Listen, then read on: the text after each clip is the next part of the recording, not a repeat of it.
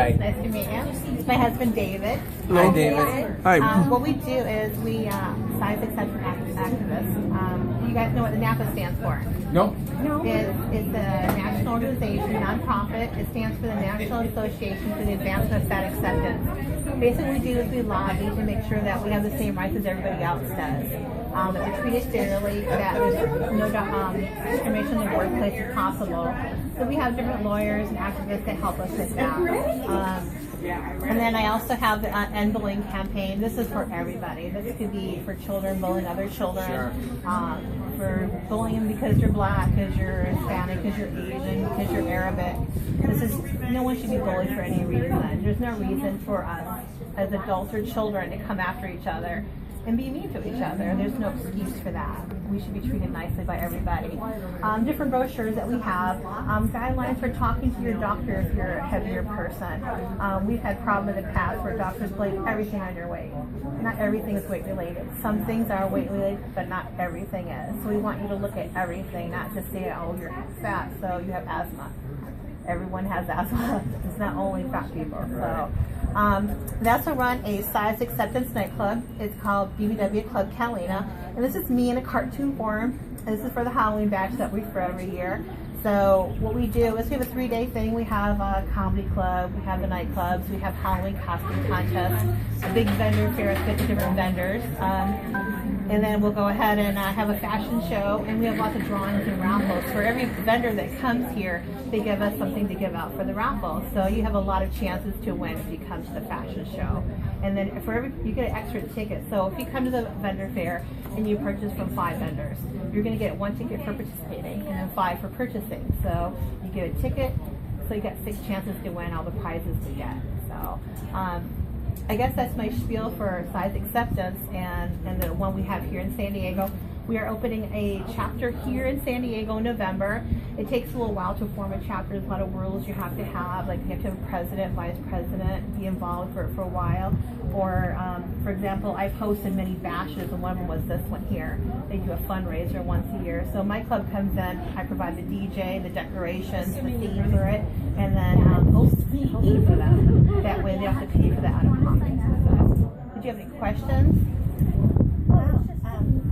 Too much information? That's a lot of information. Yeah. Well, Can I take one of these? Absolutely. So when you say your club, you mean this club? Yes, this is the San Diego size acceptance that I promote. So we have different parties. So it's a group or a place? It's both. Oh, it's both. But for this one here, we have a bigger venue. So we have it at the Crown Plaza Hotel. For the smaller monthly parties, we have another venue that we go, and we use their venue to have our parties at. We do other stuff. We do pool parties, which is coming up in 2 more weeks. We do bonfires at the beach where everyone gets together. We've had a bowling team, and we won actually a trophy. So I didn't think we'd ever do that, but we won. So we did that twice. I know, right? I have it in my house right now. We do clothing exchanges. We go movie and dinner nights out. We go to the drive-in. We've been to SeaWorld, Animal Park as a group. So we do group activities. I think it's important that people know it's a safe environment to be in. They're going to have a good time. And typically when you're in a group, you'll get less bullies. People will bully somebody when they're alone because it's the coward thing to do. Is that a common thing? Yeah. I am sure that when I walked in here, I've gotten more than a few glasses. Usually people just kind of look and they go on their business. I've seen people that give me the gross look to me, and I know they have to know they're doing that. I can't imagine that they don't know they're doing it. I've had people actually come up to me and ask me, do you realize you're going to die soon because you're too fat? Whoa. I've had people ask me, how is it that you have relations with your husband that fat? Rudeness. I mean, it happens, not all the time. Do you talk back or you just walk away? I usually talk back, and depending on their level of rudeness, depends on how my attitude is back. Because number one, it's none of their business to even ask me that. They don't know me. Yeah, but I think I've heard pretty much everything. It's been 48 years to deal with it. I've always been a chunky kid, and I've always been a larger person, so I'm used to it. It would be nice to have the day where they say, oh, look at that girl over there with the beautiful blue eyes, that's about 5'1". I would love to be described as that instead of the fat one over there in the corner. And they do that. And a lot of people don't correct their children either.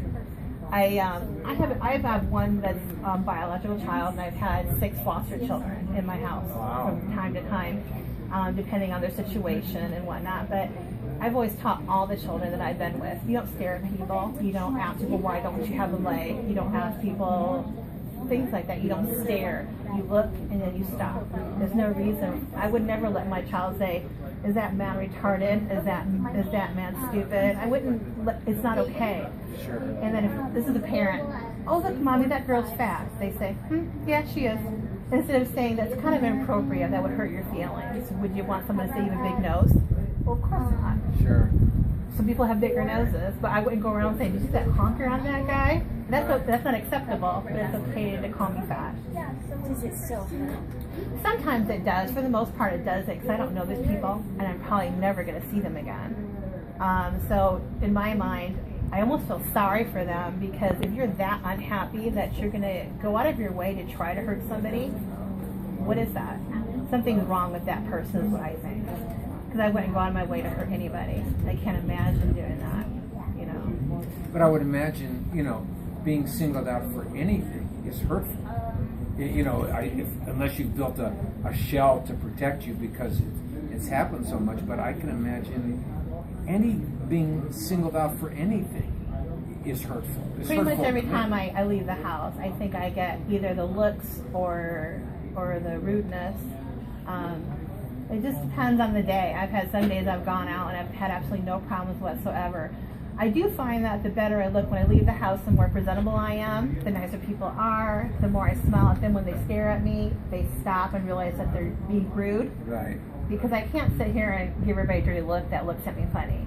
Because that would ruin how I feel. Sure, you would end up feeling the way they feel. Yeah, so I refuse to be, you know, sink into their level. I won't do it. And for other people that get bullied, or children, what would you have to say to them? How would you?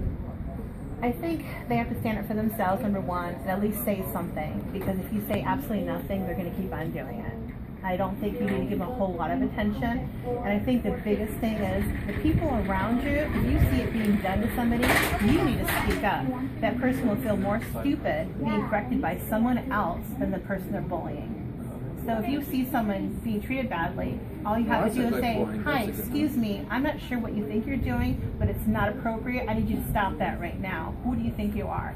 Once somebody else calls them out, now they feel bad. Now they realize they've done something wrong.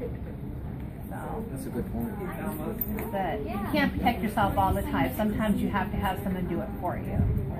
Yeah, well, It is sad that it has to come to that. it's about the culture, isn't it? It's about the community. Because they think it's okay to be mean to people or to call people out. It's not okay. So once people figure that out, and I think the younger people do it. I've seen people over 40 do it, but I think when you get 40, you have more sense. More compassion. You don't care as much. You don't care as much, exactly. I can tell you as an older person, it's there's a freedom in just not caring. Like, you know, if you got to say something, you say it, and if you don't like me for saying it, well, tough. Everyone has an opinion. I'm okay with someone having an opinion and asking me something that's a valid question. I'm not okay with someone just being rude and the way they say it. There's a difference between the two. I've been asked, why do I have a disability placard on my car? Is it because you're fat?